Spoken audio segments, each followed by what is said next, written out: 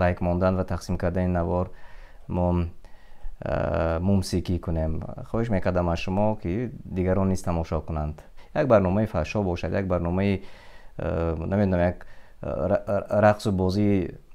حکمش هم گوییم حکم همین چی میگد لایک به زبان تاجیکی خلاصه معقول شد گذاشتن روز قیامت پرسیده میشید از بالای همین لایکتون.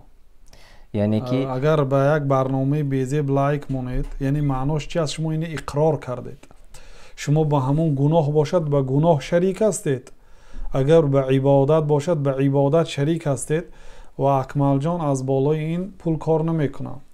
وقتی که لایک میمونید از روی معلومات ها یعنی آدم های زیاد تماشا میکند، شما سبب میشید که دیگر برادرهای مسلمانتان یک از خیر با خبر میشوند، شما اجر میگیرید برای همین یک سکون. اگر پیشتر عجایبش پیش بلغوا عنی ولو آیه، پیامبر صلی الله علیه و سلم میگه از من یک آیت باشدن به مردم رسانید. یعنی باید همین سخن شما از خود کنید و به مردم رسانید بود پیشتر.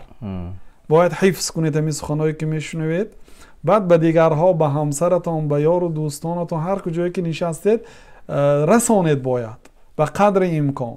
لیکن امروز شما میتونید یعنی به دیگرها نوار را فرستانید یا توگمه معقول شده را پخش کنید و غیره که باید عملی کوتاه. ما که عمرمون 60 سال و 70 سال است، امتی پیامبر صلی الله علیه و سلم امتی ضعیف هستند. امت‌های پیشینه با قوت بودند. کانوا اشد منکم قوة. الله تعالی میگه که قوت آنها از شما با قوت بود. بینید پیرامیده ها را، حرم ها را چقدر ساختند. قد یک غشتش قریب 2 متر بلند است، درازش با همین گونه، غافسیش یعنی اون چی گونه برداشتن تا حال در حیرت هستند. الله تعالی گفته است که آنها از ما با قوت، حضرت آدم قریب 42 متر بود قدشان، 60 زیرا.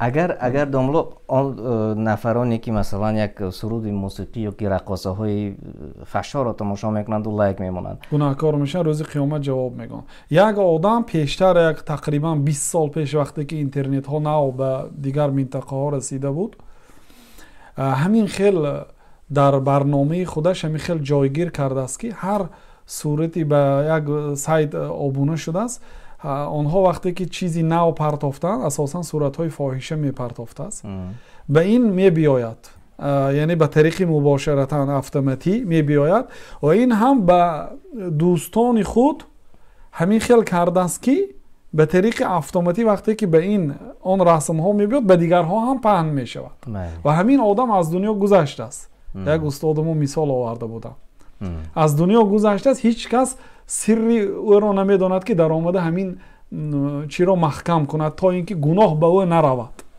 او در قبرش خواب است، هر وقتا که به سایت این خیلی صورت ها میبود از نام این به دیگرها پهن میشد، گناهش رفته میگرد. چه خیلی که عکسش اگر شما کاری خیر کرده باشید، شما در قبر خواب هستید، اجر و ثواب بکنده شوی به قبر شما رفته میایستد. بنابراین اهمیت کسی که به این کارهای گناه توگمه معقول شده را پخش میکنه، روز قیامت همراهی آنها بیدار میشه ان شاء الله. اما بعد از همین قدر که صحبت کردیم گفتیم باز همه نتوانستن زیر نوار لایک کنند. خب اگر خب پسند نباشد نه از تماشاش بیرون میشوند نه باز دستگیری میکنند. سبحان الله.